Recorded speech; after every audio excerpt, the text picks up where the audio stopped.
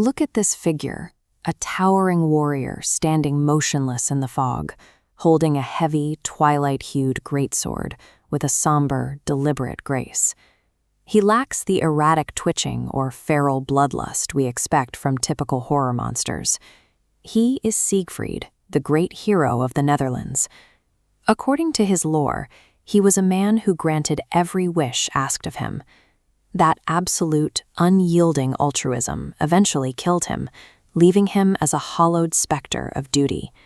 He attacks the survivors not out of malice, but because of a psychological delusion.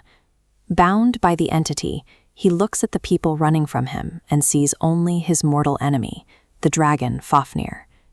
Designing a killer like this poses a distinct challenge. How do you evoke fear with a character who feels profound remorse?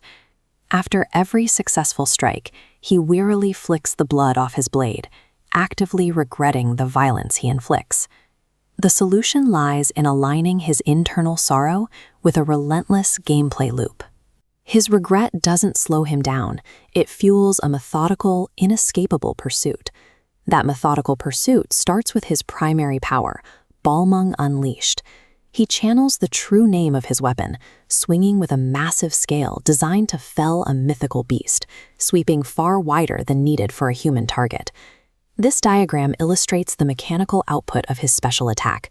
The Twilight injures survivors, shatters physical barriers like pallets and breakable walls on impact, and if a survivor is already injured, it inflicts the severe deep wound status effect. But notice how the killer icon on screen immediately bounds backward. This is his special ability, Disengage. Activating it after a strike or a wave instantly vaults him 4 meters away and immediately resets his attack cooldown, establishing him as a highly trained tactician rather than a lumbering brute. Synergizing these two abilities creates a unique tactical rhythm. A player can flood an area with devastating sweep damage, then instantly bound backward to avoid the penalty of a dropped pallet or a tight corner. He brings a soldier's discipline into a horror setting.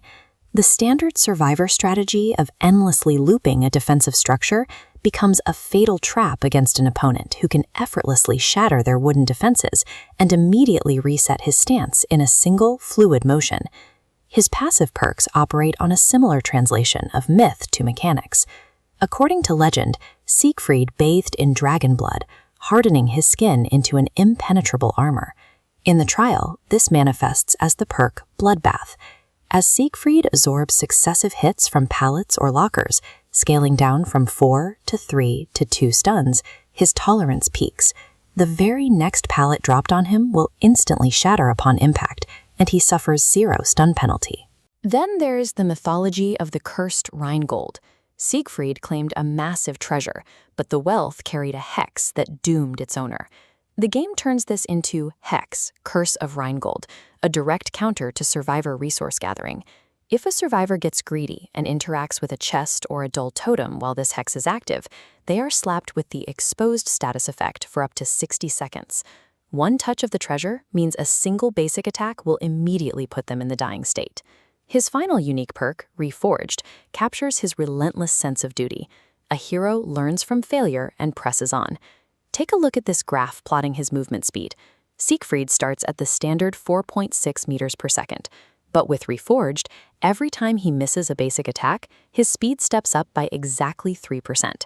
The line continues climbing with each miss until it hits a hard cap of 15% bonus haste, dropping only when he finally secures a hit. At a 15% speed advantage, the math cakes over. Outrunning him in a straight line or extending a chase indefinitely becomes a mathematical impossibility. Together, these 3 perks take the ancient stories of invincible skin, cursed gold, and unyielding duty and turn them into a system that methodically dismantles a survivor's ability to defend themselves, hide, or hoard items. This intersection of overwhelming power and tragic duty culminates in his Mori, the unique execution animation. It begins with him physically pinning the survivor's shadow to the dirt. He then turns his back to his victim and drops to his knees in a posture of quiet prayer. He whispers, "Begone, foul dragon," and the visual contrast is startling. A blinding pillar of twilight energy violently erupts from his planted blade, instantly vaporizing the torso of the survivor kneeling behind him. He stands back up, retrieves Balmung, wearily flicks the blood from the steel, and lets out a heavy sigh. Sumanai, I'm sorry.